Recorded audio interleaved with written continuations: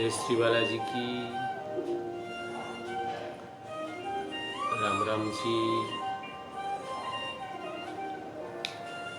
सभी भक्तजनों, मेरी माताओं, प्यारी बेटियों,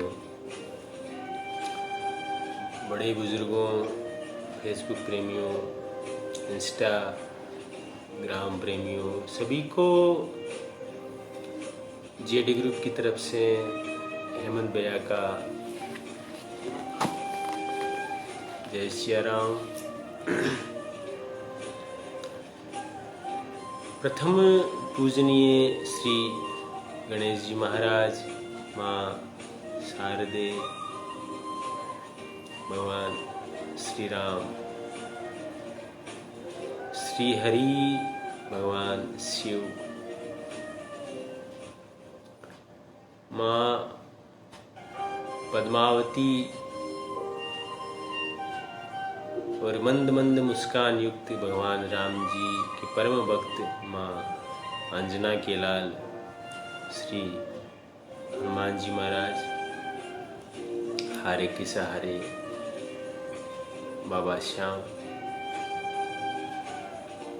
समस्त ईश्वरीय शक्तियाँ, पितरेश्वर भगवान को प्रणाम करते हुए हनुमान जी की गाथा का जो अपन आनंद ले रहे हैं, उसी में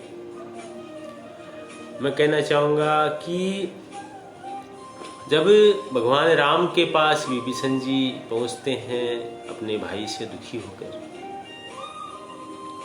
आपस में बड़ा प्रेम उनका होता है, और विभीषण जी उनके श्री चरणों में अपने आप को समर्पित कर देते हैं कि मैं आपके शरण में हूँ।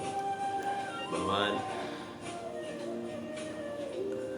राम कहते हैं कि जो मेरी शरण में आया हुआ है वो कितना भी बड़ा पापी हो, माफ कर देता हूँ मैं। फिर उनके बाद विभीषण जी को पूछा गया कि लंका पहुंचने के लिए कैसा क्या उपाय करना चाहिए, तो उन्होंने बताया कि वैसे तो आपका एक बाण ही काफी है, परंतु नीति के हिसाब से अपन को समुद्र से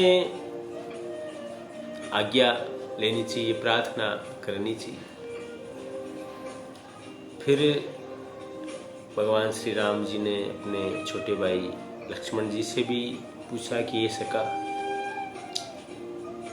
तुम भी बताओ, बोले कि क्या ये अच्छा है कि क्या करना चाहिए। लक्ष्मण जी को ये बात अच्छी नहीं लगी। श्री राम जी के वचन सुनकर उन्हें बड़ा दुख हुआ, तो बोले कि हे नाथ, भैया को बोले, राम भैया को, कि देव का कौन भरोसा, मन में क्रोध कीजिए, ले आइए समुद्र को सुखा डालिए। यह देव तो कायर के मन का एक आधार, एक तसल्ली देने का उपाय है। आलसी लोग ही देव देव पुकारा करते। लक्ष्मण भैया तो गुस्से में रहते थे। तो यह सुनकर भगवान श्री राम हंसे, उनके चेहरे की जो मंद मंद मुस्कान, बोले ऐसे ही करेंगे, मन में थोड़ा सा धीरज रखो। धैर्यवान व्यक्ति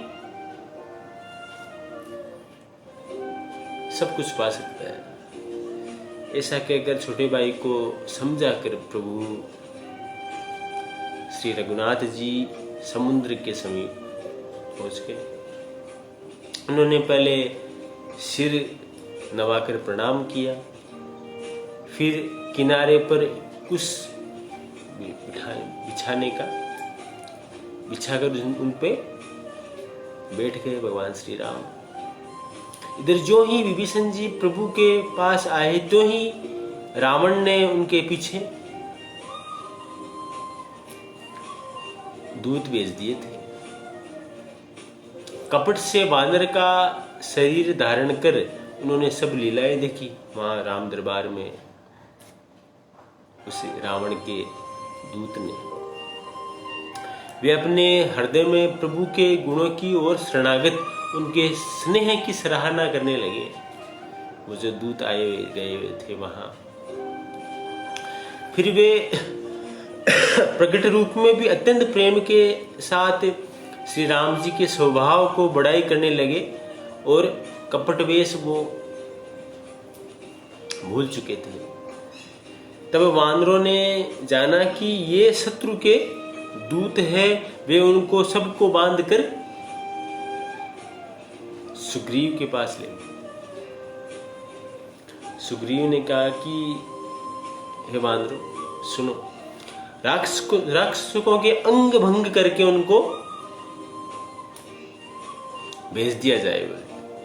सुग्रीव के वचन सुनकर सब वानर दौड़ते हैं और दूतों को बांधकर सेना को चारों ओर से उनको घुमाया। उनको वानर उन्हें बहुत तरह से मारने लगे, कई प्रकार से उनको वे दीन होकर पुकारते थे, दुखी होकर पुकारते थे उनके रावण के दूत। फिर भी वानरों ने उन्हें नहीं छोड़ा। तब दूतों ने पुकार कर कहा कि जो हमारे नाक कान काटेगा उसे कौशलाधीश भगवान श्री राम जी की सौगंध है। अंत में ये शब्द उन दूतों के मुखार बिंद से निकले। यह सुनकर लक्ष्मण जी ने सबको निकट बुलाया और उन्हें बड़ी दया लगी। इससे हंसकर उन्होंने राक्षसों को तुरंत ही छोड़ दिया। उन्होंने कहा कि रावण के हाथ में यह चिट्ठी देना और कहना कि हे कुलघातक, लक्ष्मण के शब्दों को बांसना पढ़ना।